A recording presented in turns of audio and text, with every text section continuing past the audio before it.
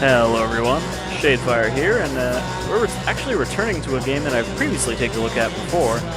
This is called Tomsk-7, and if you don't remember, it was a side-scrolling little wave-based survival shooter back from when I was taking a look at the games on Desura. Rip Desura. So you can see there's stuff you unlock as you do better, and I believe there is... Soldier, we need you to get to Tomsk-7. I don't remember this intro was in there before. Hold out till then. And remember, always aim for the head. Anything less just makes them angry. But yeah, I'm taking a look at this again because it's on Steam now for $1. And the developer shot me a key, so I figured, hey, I'll give it another little quick go-through. I imagine this probably isn't that different from the initial game. Yeah, like this wasn't there before. I don't remember there being a action keys. Same sort of thing though. We've got this little backgroundy thing. I noticed the background doesn't warp like you're walking in a circle anymore. And you just kind of walk around this blurry photograph. Which, by the way, apparently the background is from a trip the developer took to Hawaii, an abandoned hospital. So fun fact there. This area here. And basically you just wander around fighting these sort of MS Paint Silent Hill monsters, which can kill you very quickly, especially those white guys. They can kill you if they get close, and as you shoot them, they'll run faster. So you gotta get your distance between them before you're gonna start shooting at them. We've also got secondary weapons, we got Molotovs, we've got gas grenades, which are like a defensive wall that does damage, and we got tomahawks, and also landmines. As your little meter fills up, a helicopter will come by and drop off ammo. You can see our ammo at the top left there. I'm going to die here probably. Actually, these bugs are easier to deal with than the big guys.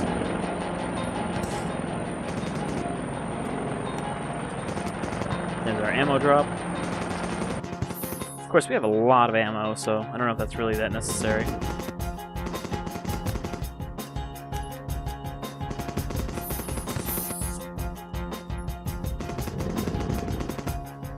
Same music tracks, it seems. Just randomly picks one. I'm pretty sure some of them are licensed and may have been used without permission.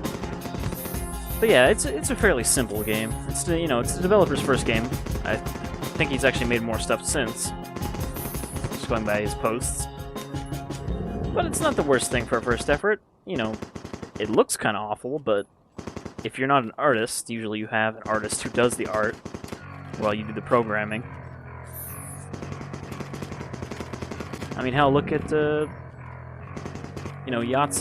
Mr. Croshaw.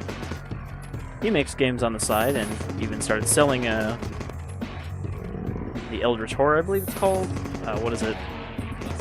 I can't remember that game, but he started selling one of the side project games recently, and the art makes it look like a Newgrounds Flash game, but it's pretty well programmed, so any project that's made by one guy is usually going to have something that is worse than the other parts, because you're not usually good at everything. Which is not to say this game doesn't kind of look terrible, visually. Like, these monsters are alright designed, though I'm not sure why they have such small legs. Oh, shit. Oh, these guys will eat your head.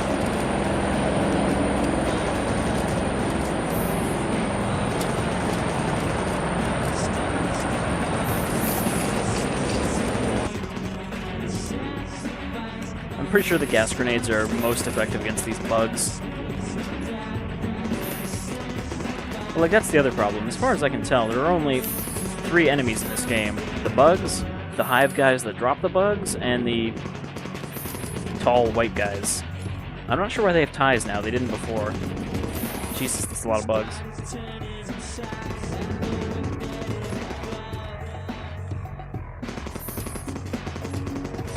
This is like the bug round.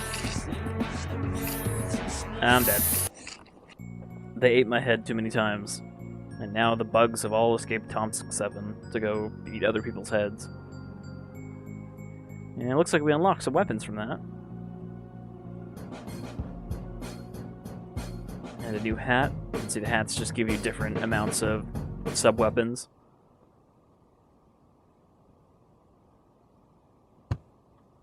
And yeah, that's pretty much it. There's really not a lot to it. I mean, it's $1, so it's not really that big of a deal that there's not really much content here, but you know. If there had been different backgrounds even, you know, maybe some extra enemies, it would be worth charging a higher price to add that stuff in.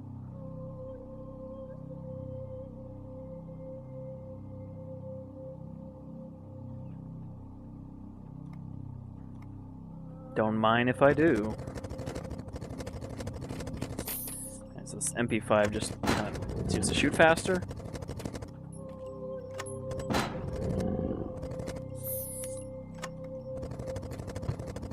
Not sure why the bugs eat the white people.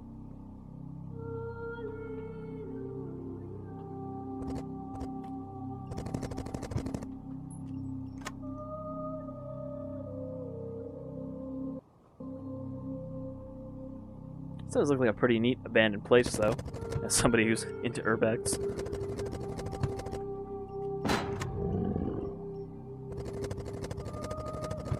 I actually kind of wonder, looking at this, was this a panoramic picture originally, or was it a bunch of them composited together to make a background?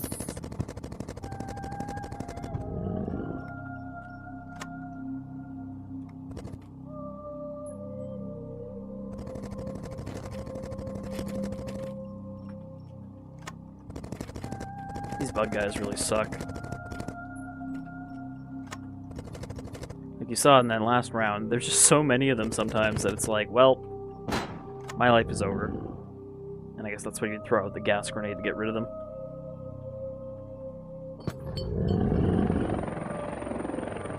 Okay, so you can press E to actually call in the helicopter as this meter fills up.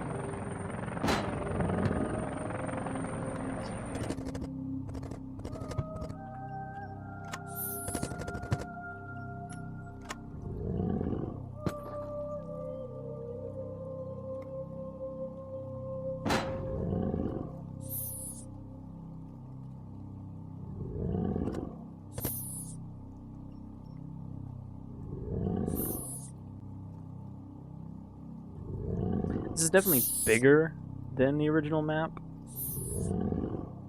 Because I remember there being just like the building and then this wall here. So I don't know if there's just more picture or it's kind of stitched together to make it bigger. Like this looks like it's just a looping shot. This, you know, the same shot 3 times. Oh, and then that happens. Something spawns right next to you and you die. Alright, let's try this one last gun and then we'll be done. And that's pretty much it. There's nothing really else to show.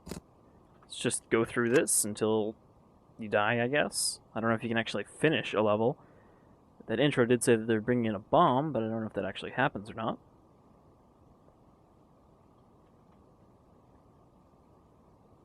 It seems to have selected the no music track this time.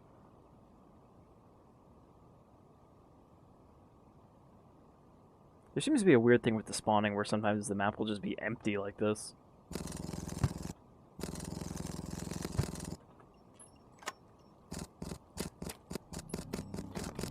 And there we go. Track's kicking in.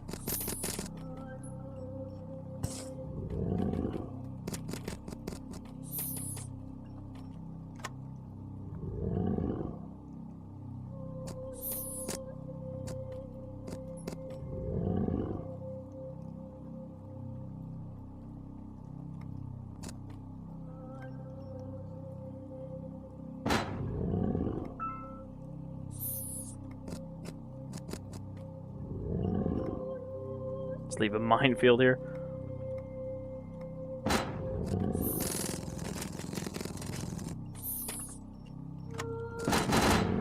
Oh, you can shoot the mines. That's cool. I didn't notice that. So you can use them to, like, clear a column of bugs. How handy. Yeah, as far as I remember, the only things that are new here are, like, the actual bullet effects and the shells ejecting and the little tutorial thing and maybe the intro. I don't remember if that was in there or not. And, you know, the map's slightly bigger, but that's really it. I guess for $1, you're not really going to get much better. Anyhow, I've been Shadefire. This is Call of Tomsk-7 again. And I'll see you all again next time. Thanks for the key, Daniel.